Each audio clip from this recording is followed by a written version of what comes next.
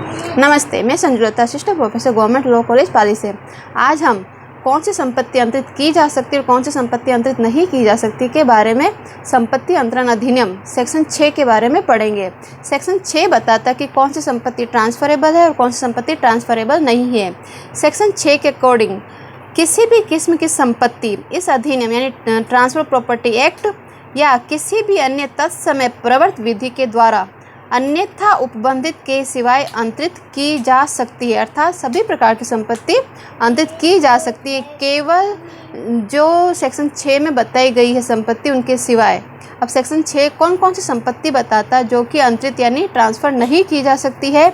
सबसे पहले सेक्शन 6 का क्लोज ए कहता है कि संभावनाओं का अंतरण नहीं किया जा सकता।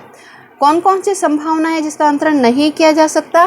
पहली संभावना है किसी प्रत्यक्ष वारिस का एक संपदा का उत्तराधिकारी होने की संभावना।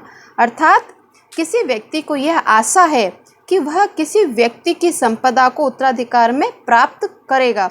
इसको हम उदाहरण से समझ सकते हैं कि इसमें दो व्यक्ति है ए एंड बी। ये इसकी चाची है, ये इसका भतीजा है। ये चाची क्या है? विधवा है। इसके कोई भी बच्चा नहीं है जो कि इसकी संपत्ति को उत्तराधिकार में प्राप्त कर सके। तो यहाँ पे ये जो भतीजा है ये आशा करता है कि जो ए इसकी चाची है उसकी संपत्ति उत्तराधिकार में बी को मिलेगी। तो यहाँ पर ये क्या है? केवल आशा है। और इस संभावना के आधार पर वह सौदा करता है कि वह उस संपत्ति को मतलब जो उसको उत्तराधिकार में प्राप्त होने वाली है उस संपत्ति को किसी व्यक्ति को ट्रांसफ़र करने का वो सौदा करता है। तो यहाँ पे जो सौदा किया जाता है वो क्या है? वह सौदा मान्य नहीं है, अर्थात वह इस संभावना का अंतरण नहीं कर सकता है। इसके संबंध में एक और उदाहरण है कि ए एक हिंदू है जिसकी अपनी पृथक संपत्ति है, वो मर जाता है और उसके पीछे उसकी विधवा ब और एक भाई स छोड़ जाता है। अर्थात ए एक हिंदू है, इसकी मृत्यु हो जाती है, बी इसकी विधवा है और सी इसका ये जो मृतक है जो हिंदू की मृत्यु हुई है उसका भाई है। यहाँ पर सी मृतक का भाई ये आशा करता है कि इसकी जो संपत्ति जो विधवा के पास है, क्योंकि इसका कोई उत्तराधिकारी नहीं है, तो ये संपत्ति सी को मिल जाएगी। और इस संभावना के आधार पर वह इस संपत्ति का अंतरण करना चाहता है। तो यहाँ पर वह संपत्ति का अंतरण नहीं कर सकता है। क्यों नहीं कर सकता है? क्योंकि ये मात्र एक संभावना है कि उसे संपत्ति मिलेगी। वास्तव में मिलेगी, मिल जाती है उसके बाद में अंतरण किया जा सकता है, परंतु अभी तक उसको मिली नहीं, वो केवल आशा कर रहा है। यह संपत्ति इसको प्राप्त होगी कि नहीं होगी, ये दो बातों पर निर्भर करती है। एक तो इनमें से पहले किसकी मृत्यु होती है। यदि पहले सी की मृत्यु हो जाती है तब तो इसका उत्तराधिकार में संपत्ति पाने का जो आशा वो अपना आप ही समाप्त हो जाएगी। दूसरी संभावना है कि बी के पास जो संपत्ति है वो संपत्ति को अक्षुण्ण रहने दे, मतलब इंटैक्ट रहने दे, मतलब वो किसी को दान न दे, किसी नाम वसीयत न करे। अगर किसी नाम वसीयत कर दे, किसी को दान दे दे, तो यहाँ पर इसको उत्तराधिकार में संपत्ति प्राप्त नहीं होगी। तो कहा जाता है कि किसी प्रत्यक्ष वारिस का एक संपदा का उत्तराधिकारी होने की जो संभावना मात्र है उसका अंतरण नहीं किया जा सकता। अब दूसरी संभावना क्या है? दूसरी संभावना है वसीयत संपदा की संभावना। जहाँ कोई रिश्तेदार है वो यह आशा करके बैठा है कि वह व्यक्ति अपनी संपत्ति उसे वसीयत कर देगा। जैसे ए और बी।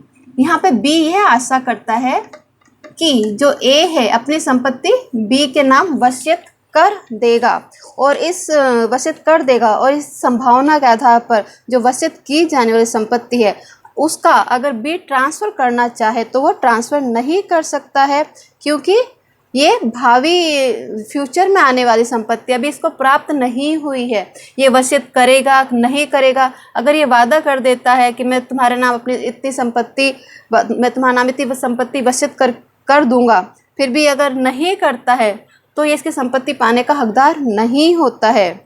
यदि वसीयतकर्ता अगर वादा कर दे तो भी,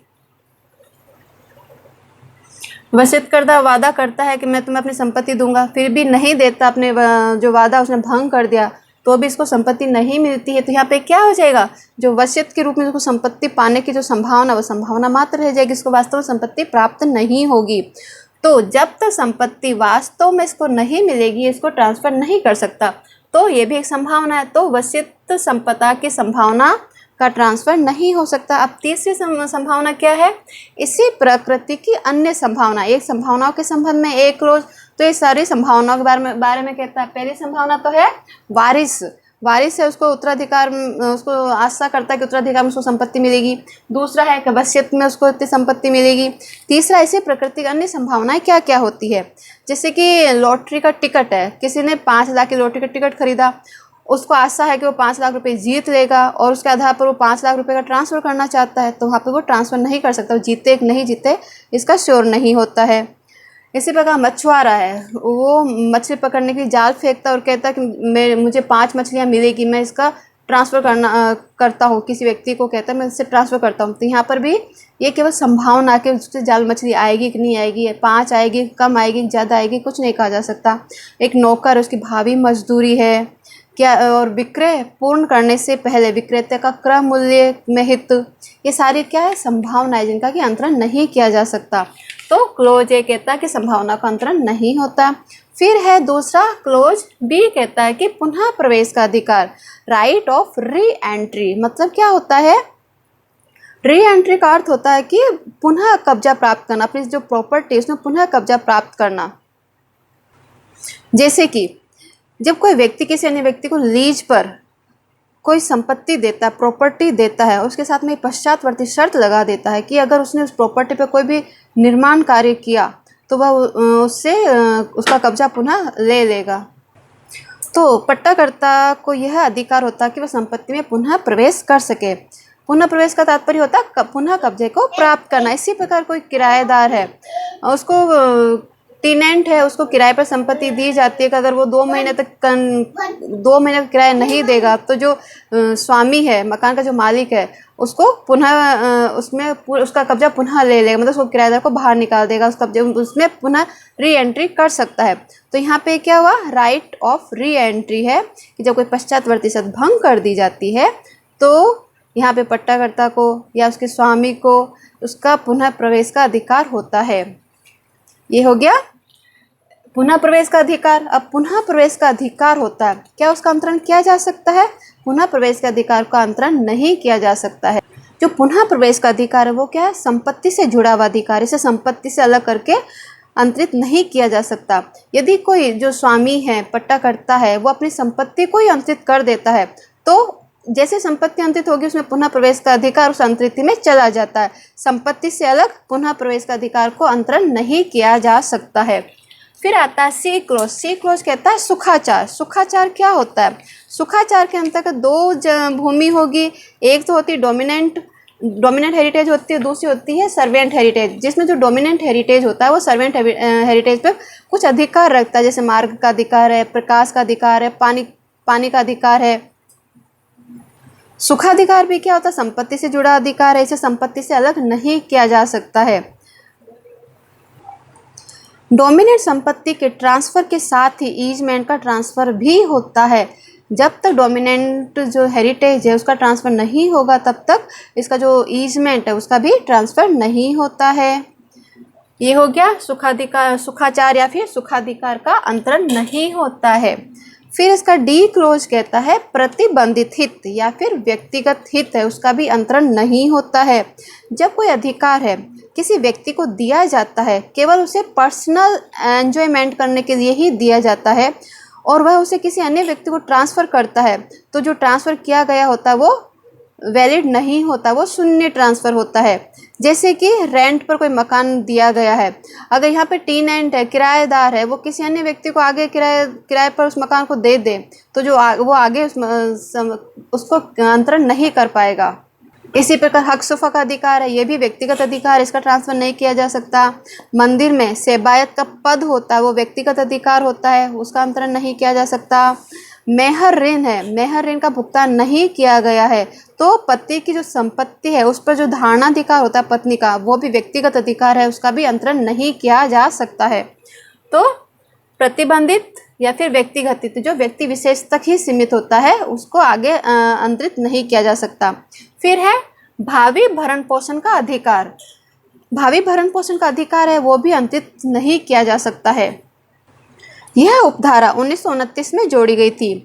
भरण पोषण का अधिकार क्या होता है? निजी संपत्ति होता है जिसका सृजन व्यक्ति विशेष की सुख सुविधाओं और उसकी आवश्यकताओं को ध्यान में रखकर उसके विशेष संबंध और सेवाओं के आधार पर किया जाता है। ये इसका ट्रांसफ़र नहीं होता, ये अंतरणीय नहीं होती है। जैसे कि पति की जो संपत्ति है उसमें विधवा पत्नी को भरण पोषण प्राप्त करने का अधिकार होता है, या फिर तलाकशुदा जो पत्नी है उसको भरण पोषण प्राप्त करने का अधिकार होता है।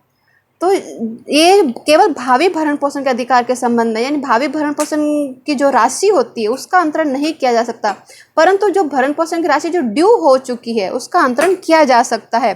जैसे कि हिंदू तलाकशुदा महिला है, उसको 5,000 रुपये महीने की एक किस्त बांधी गई है, तो यह राशि जब इस राशि को 1 साल तक नहीं चुकाया गया तो ये राशि क्या हो जाती है? ड्यू हो जाती है, और इस ड्यू राशि का अंतरण किया जा सकता है। तो ड्यू राशि का अंतरण किया जा सकता है। क्यों किया जा सकता है? क्योंकि एक निश्चित राशि जो कि उसको वास्तव में मिलेगी ही। 1 साल का ड्यू हो चुका है, जैसे जनवरी से एक साल, अब जैसे इस साल में मान लो जनवरी से अगस्त तक का ड्यू है, जुलाई तक का ड्यू है, उसको नहीं दिया है, तो ये तो राशि निश्चित होगी कि उसको राशि मिलनी है। परंतु अगस्त के बाद में उसे जिन जिन महीनों की राशि मिलेगी, अभी मिली नहीं है, ड्यू नहीं हुआ, मिलेगी, तो जो मिलने वाली राशि, जो भावी राशि, उसका अंतरण नहीं किया जा सकता, ड्यू राशि का अंतरण किया जा सकता है। तो ये हो गया भावी भरण पोषण का अधिकार है, इसका जो अंतरण है वो नहीं किया जा सकता। फिर है मात्र वाद लाने का अधिकार। मात्र वाद लाने का अधिकार है वो भी अंतरणीय नहीं है। यह एक व्यक्तिगत अधिकार है और इसका ट्रांसफ़र पब्लिक पॉलिसी के अगेंस्ट होता है। माना एक के विरुद्ध कोई सिविल रॉन्ग हुआ है तो यहाँ पर वाद लाने का अधिकार किसका होगा? एक का होगा, किसी अन्य व्यक्ति का नहीं होगा। जैसे कि टॉर्ट के मामले में है, टॉर्ट के मामले में उसे नुकसानी उसको प्राप्त करनी है, तो नुकसानी लाने का जो अधिकार है वो किसको होगा? जो पीड़ित व्यक्ति उसको ही होगा। या फिर संविदा भंग हुआ, कॉन्ट्रैक्ट ब्रीच हुआ है, तो वहाँ पे जो पीड़ित व्यक्ति है वो वाद ला सकता है नुकसानी प्राप्त करने के लिए, क्षतिपूर्ति प्राप्त करने के लिए।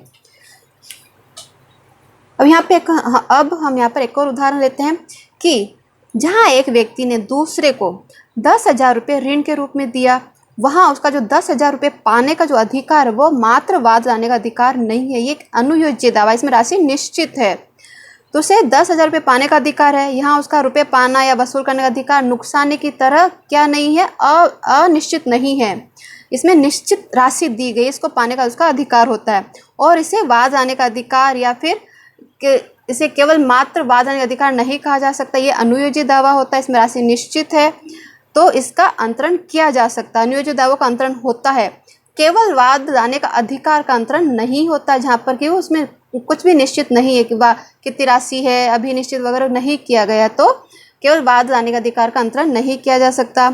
इसमें एक और उदाहरण है, जैसे कि ए एक अपमान लेख बी के विरुद्ध प्रकाशित करता है। ए है एक अपमान लेख बी के विरुद्ध प्रकाशित करता है। बी समझता है कि उस लेख के कारण उसके मान हानि हुई है, अतः यहाँ पे जो पीड़ित व्यक्ति है, यानी कि कौन है पीड़ित व्यक्ति यहाँ पे? बी के विरुद्ध वो अपमानजनक लेख प्रकाशित हुआ, तो बी व्यक्ति ए के विरुद्ध मान हानि का केस संस्थित कर सकता है, परंतु वह इस अधिकार का अंतरण नहीं कर सकता है। यह अधिकार क्या है? वाद लाने का अधिकार है, यह उसका व्यक्तिगत अधिकार है, तो इसका अंतरण नहीं किया जा सकता। तो जी क्लोज में क्या है? ई क्लोज में क्या है? मात्र वाद लाने का अधिकार का अंतरण नहीं किया जा सकता। अब है एफ क्लोज में लोक पद का अंतरण नहीं किया जा सकता, यानी कि transfer of public office transferable नहीं है, जो पब्लिक ऑफिस यानी लोक पद उसका ट्रांसफ़र नहीं किया जा सकता। कोई भी व्यक्ति है लोक पद अपनी योग्यता के कारण धारित करता है, अतः यह लोक नीति के विरुद्ध होगा कि कोई अपना पद अंतरित करे और लोकपद के साथ में लोकपद के कारण उसके जो वेतन प्राप्त होता है उसका भी अंतरण नहीं किया जा सकता। कोई लोक अधिकारी को जो वेतन प्राप्त होता है उस पद की गरिमा को बनाए रखने के लिए तथा उसके द्वारा जो कर्तव्य का पालन किया जाता है उसके एवज में दिया जाता है, तो वेतन लोकपद और उसका वेतन अंतरणीय नहीं होता, जो क्लोज एफ में है। फिर आता है पेंशन का अंतरण। पेंशन का अंतरण भी नहीं किया जा सकता। ये सीपीसी के अंतर्गत भी दिया गया है कि जो पेंशन है, जो वृत्तिकाएँ होती है वो उनकी कुर्की नहीं की जा सकती, तो इसका ट्रांसफ़र भी नहीं किया जा सकता है। पेंशन क्या होती है? पेंशन एक पीरियोडिक अलाउंसेंस है, जो एक टाइम टू टाइम उनको जो पेंशनधारी उनको प्राप्त होती है। ये उनको अपनी सेवाओं के बदले प्रदान की जाती है। ऐसी पेंशन जो सरकार के सैनिक, नौसैनिक, वायु सैनिक या फिर जो पेंशन भोगी है, वेतन भोगी जो रिटायर हो चुके हैं उनको पेंशन के रूप में दिया जाता है। राजनीतिक पेंशन भी दी जाती है। तो ये लोक नीति के विरुद्ध होगा कि पेंशन का अंतरण किया जाए। तो पेंशन का अंतरण भी टीपीए के अंतर्गत नहीं होता है। फिर आता है कुछ परिस्थितियां जिनमें अंतरण नहीं किया जा सकता। कौन कौन सी परिस्थितियां जिसमें कि संपत्ति का अंतरण नहीं किया जा सकता है? इसके संबंध में 3 परिस्थितियां हैं जिसके अंतर्गत किसी संपत्ति का अंतरण नहीं किया जा सकता है। 3 परिस्थितियां। पहली परिस्थिति है जहां अंतरण हित के प्रकृतितः प्रतिकूल है, यानी कि जिस वस्तु का ट्रांसफर करना है उस ट्रांसफर से उस वस्तु की जो प्रकृति है, उसका जो नेचर है, उस पर प्रतिकूल प्रभाव पड़ता है। जहाँ ऐसा प्रतिकूल प्रभाव पड़ता है वहाँ ऐसा अंतरण क्या होगा? शून्य होता है। जैसे कि एक मंदिर है, वो सार्वजनिक उपयोग के लिए काम में लिया जाता है, सार्वजनिक मंदिर है। जब इसका अंतरण ऐसे किया जाता है कि वो सार्वजनिक से प्राइवेट मंदिर बन जाता है, कोई व्यक्ति विशेष ही वहाँ पर व्यक्ति विशेष का जो परिवार है वही वहाँ पर पूजा अर्चना कर सके, तो ऐसा अंतरण क्या हो जाएगा? शून्य हो जाएगा। तो जहाँ पर अंतरण वस्तु की प्रकृति को चेंज कर देता है, उसकी प्रकृति के नेचर के प्रतिकूल होता है, तो वो वहाँ पर वो अंतरण शून्य होता है। फिर क्या है? विधि विरुद्ध उद्देश्य है या फिर विधि विरुद्ध प्रतिफल है। यदि किसी संपत्ति के अंतरण का उद्देश्य अथवा उसमें जो प्राप्त होने वाला प्रतिफल है वो विधि विरुद्ध है, तो वह अंतरण शून्य होता है। इंडियन कॉन्ट्रैक्ट एक्ट 1872 की धारा 23 में विधि विरुद्ध उद्देश्य बताए गए हैं कि कौन कौन सी कंडीशन है जब उसके जो उद्देश्य है वो विधि विरुद्ध हो जाते हैं।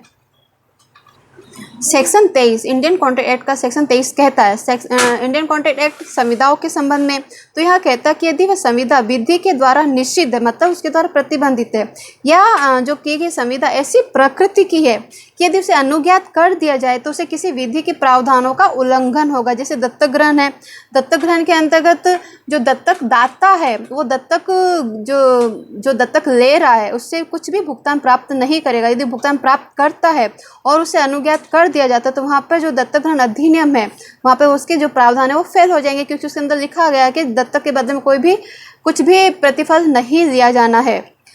तीसरा इसमें बताया कि जो संविदा है वो कपटपूर्ण उद्देश्य से की गई है, या जो संविदा की गई उसे दूसरे व्यक्ति के शरीर को या संपत्ति को क्षति पहुंचती है। जैसे कि कोई व्यक्ति कहता है कि तुम किसी अन्य व्यक्ति की मृत्यु कारित कर दो, तुम्हें प्रतिफल 50,000 रुपये दूंगा, तो यहाँ पे क्या हुआ? यहाँ पे शरीर को क्षति पहुंचानी है, उसकी मृत्यु कारित करनी है। या फिर कहता है कि किसी मकान में आग लगा दो, तो यहाँ पे क्या है? संपत्ति को क्षति पहुंचाने के संबंध में है ये। इसका फिर आता है यदि जो उद्देश्य है वो क्या है? अनैतिक है या फिर लोक नीति के विरुद्ध है। जैसे सार्वजनिक पद की जो बिक्री की जाती है वो क्या है? लोक नीति के विरुद्ध है। तो ये सारे क्या है? विधि विरुद्ध उद्देश्य है। और जहाँ पे विधि विरुद्ध उद्देश्य होते हैं या विधि विरुद्ध प्रतिफल होते हैं वहाँ पे जो अंतरण किया जाता है वो क्या होगा? वहाँ पे वो अंतरण नहीं किया जा सकता, वो अंतरण शून्य होता है। इसमें एक और उदाहरण ले सकते हैं।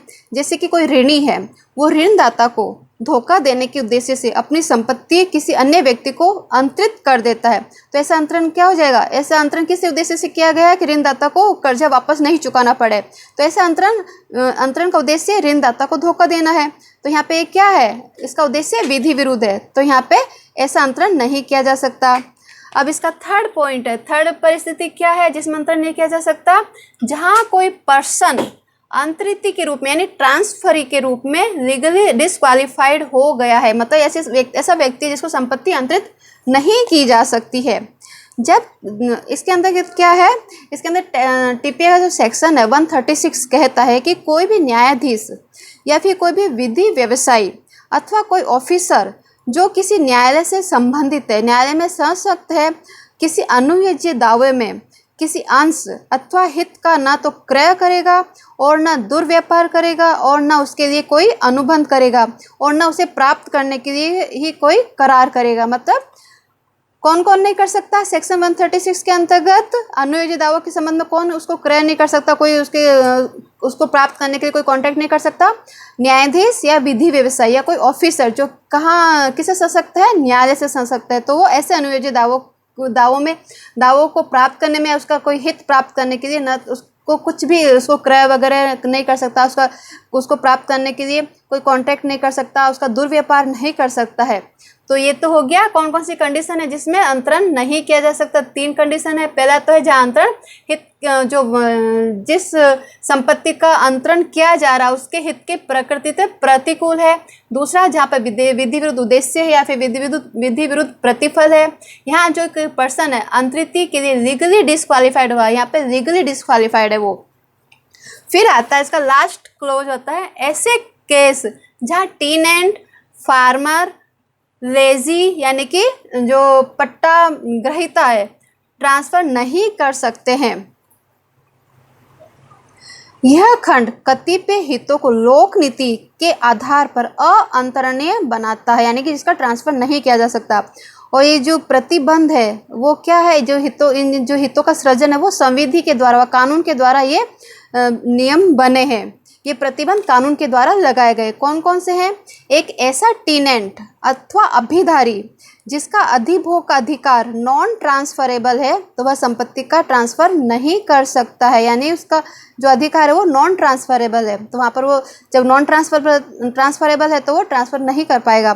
दूसरा है ऐसी संपदा का फार्मर जिस संपदा के लिए राजस्व देने में उसने क्या किया है, व्यतिक्रम किया, वो उसने डिफॉल्ट किया, उसने राजस्व नहीं चुकाया है, तो होल्डिंग में वह अपने हित को अंतरित नहीं कर सकता है। उसका राजस्व बकाया है तो वह अपने हित का अंतरण नहीं कर सकता है।